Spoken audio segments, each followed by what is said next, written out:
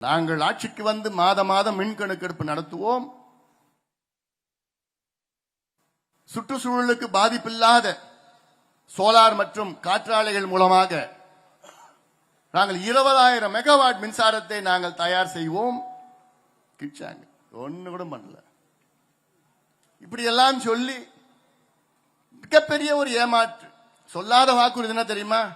இந்த 4 ஆண்டு காலத்தில் 4 முறை உங்களுடைய மின் கட்டணத்தை கணக்கை உயர்த்தியிருக்கின்றார்கள். 4 முறை 1500 ரூபாய் கட்டிட்டு இருந்தீங்க, இன்னைக்கு 3200 ரூபாய். சில பேருக்கு 2800, சில பேருக்கு 3200, சில பேருக்கு 3500.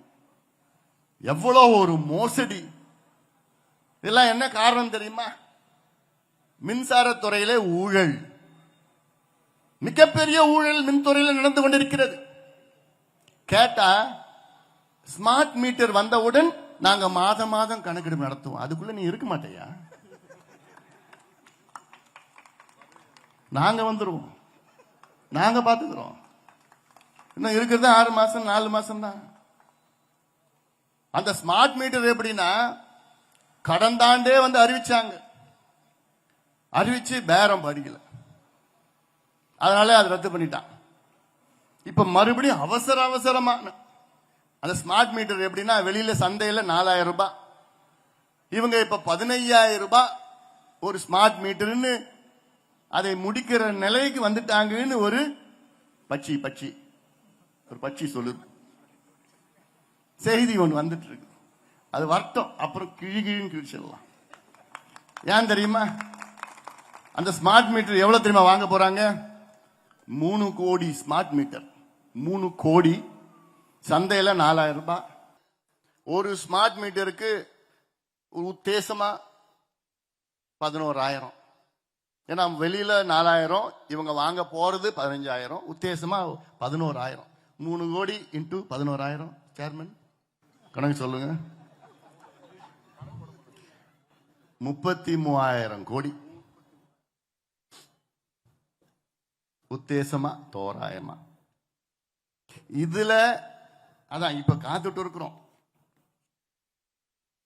இதை விட இன்னும் மோசடி என்ன? தனியாரிடம் கரண்ட் வாங்கிறது. இப்போ 4 ஆண்டுகளில் 4 முறை கரண்ட் பில்லை ஏற்றி இருக்கிறாங்கல்ல. அப்போ முதல்ல என்ன சொன்னாங்க? 4 ஆண்டுகளுக்கு முன்னாடி சொன்னாங்க, என்ன சொன்னாங்க? மின்சாரத்துறையில 10,000 கோடிக்கு நட்டத்தில் ஓடுதுன்னு சொன்னாங்க. அப்புறம் பார்த்தா அடுத்தது கரண்ட் பில்லை ஏத்தினாங்க. ஏத்தினதுல எவ்வளவு தெரியுமா தமிழக அரசுக்கு வருமானம் வந்தது? 40,000 கோடி வருமானம் வந்தது ஏற்றத்துல. ஆனா என்ன சொன்னாங்க? அடுத்த ஆண்டு 15,000 கோடி நட்டோன்னு சொன்னாங்க.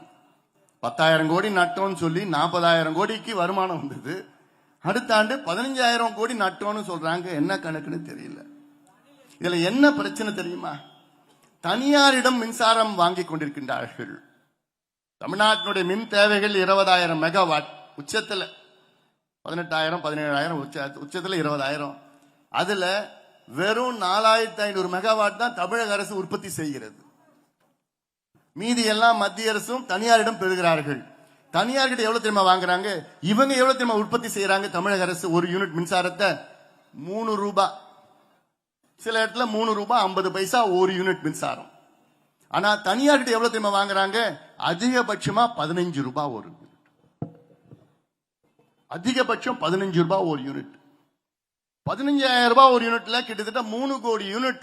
எல்லாம் கணக்கெல்லாம் எங்கேயோ போகுது. கொள்ளை அடிச்சு கொண்டிருக்கின்ற இந்த திமுக அரசை வீட்டுக்கு அனுப்புகின்ற காலம் நேரம் வந்துவிட்டது. அதை நீங்கள் மறக்காதீர்கள்.